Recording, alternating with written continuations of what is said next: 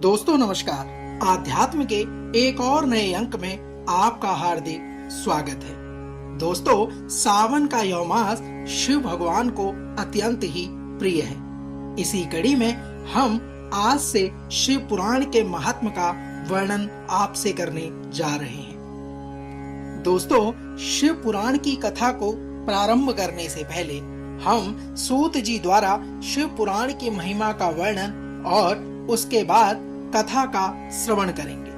तो आइए प्रारंभ करते हैं। श्री सौनक जी ने पूछा, हे महाज्ञानी सूत जी, आप संपूर्ण सिद्धांतों के ज्ञाता हैं, कृपया मुझसे पुराणों के सार का वर्णन करें। ज्ञान और वैराग्य सहित भक्ति से प्राप्त विवेक की वृद्धि कैसे होती है तथा साधु पुरुष कैसे अपने काम, क्रोध आदि विकारों का निवारण करते हैं।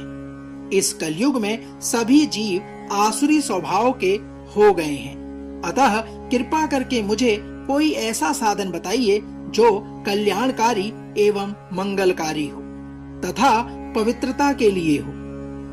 प्रभु, वह ऐसा साधन हो जिसमें मनुष्य की शुद्धि हो जाए और उस निर्मल हृदय वाले पुरुष को सदैव के लिए भगवान शिव की प्राप्ति हो जाए।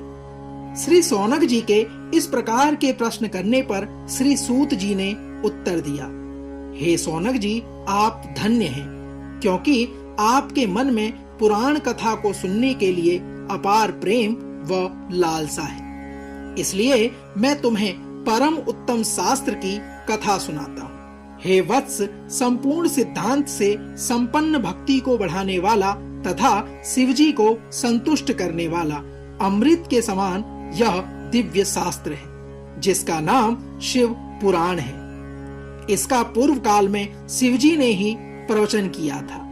गुरुदेव व्यास ने सनत कुमार मुनि का उपदेश पाकर आदर पूर्वक इस पुराण की रचना की है। यह पुराण कलयुग में मनुष्यों के हित का परम साधन है। हे मुने, शिव पुराण परम उत्तम शास्त्र है।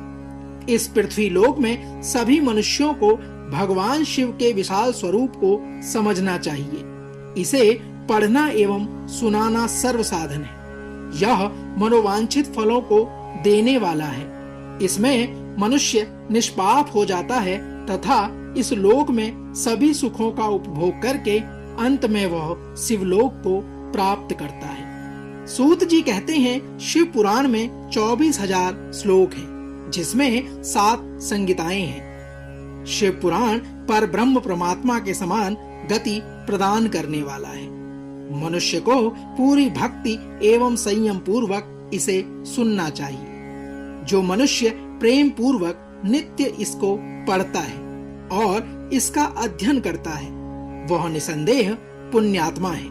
भगवान शिव उस विद्वान पुरुष पर प्रसन्न होकर उसे अपना धाम प्रदान करते हैं, जो प्रतिदिन आदर पूर्वक शिव पुराण का पूजन करता है। हे मुने, शिव पुराण का पूजन करने वाले मनुष्य संसार में संपूर्ण भोगों को भोगकर भगवान शिव के पद को प्राप्त करते हैं। वे सदा सुखी रहते हैं। शिव पुराण में भगवान शिव का सर्वस्व है। इस लोक और परलोक में सुख की प्राप्ति के लिए आदर पूर्वक इसका सेवन करना चाहिए।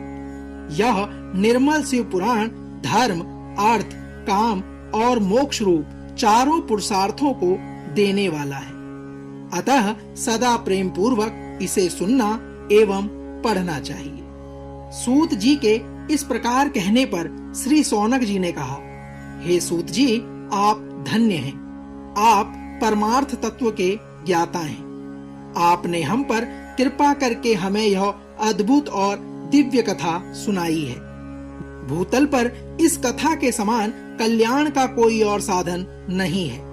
आपकी कृपा से यह बात हमने समझ ली है। हे सूत जी, इस कथा के द्वारा कौन से पापी शुद्ध होते हैं, उन्हें कृपा पूर्वक बताकर इस जगत को कृतार्थ कीजिए। श्री सौनक जी के इस प्रकार के वचन कहने पर श्री सूत जी बोले, हे मुने, जो मनुष्य पाप, दुराचार तथा काम, क्रोध, मद, लोभ में निरंतर डूबे रहते हैं, वे भी शिव पुराण पढ़ने अथवा सुनने से शुद्ध हो जाते हैं तथा उनके पापों का पूर्णतया नाश हो जाता है। इस विषय में मैं तुम्हें एक कथा सुनाता हूँ। दोस्तों, यहाँ से भगवान सूत जी शिव पुराण की पहली कथा, जिसमें देवराज ब्राह्मण की कथा को सुनाने जा रहे हैं। सूत जी कहते हैं, बहुत पहले की बात है कि रातों के नगर में देवराज नाम का एक ब्राह्मण रहता था।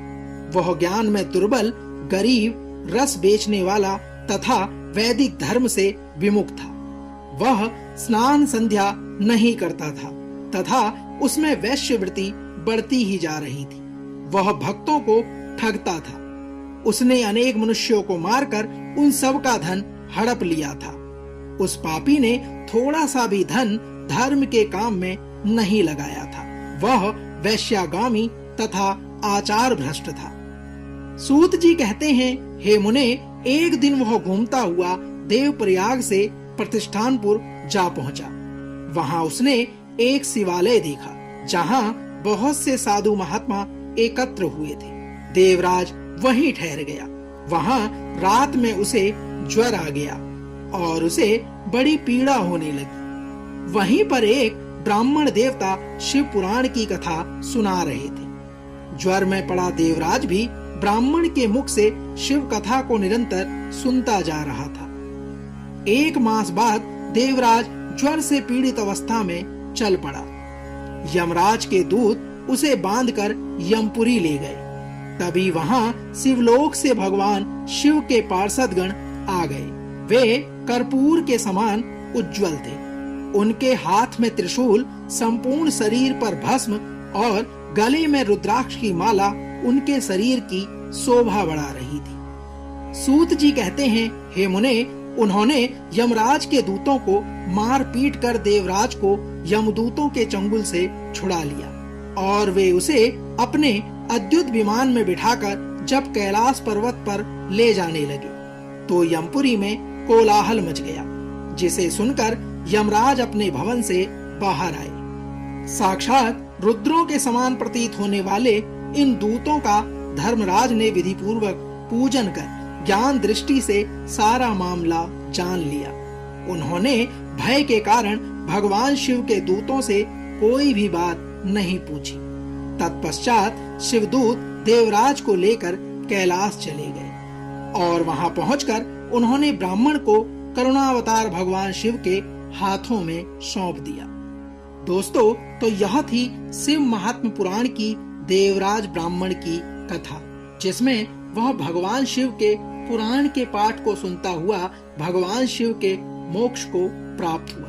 कल भगवान शिव के शिव पुराण की एक और कथा को लेकर आपसे फिर होगी मुलाकात। तब तक जय शिव शंकर, हर हर महादेव।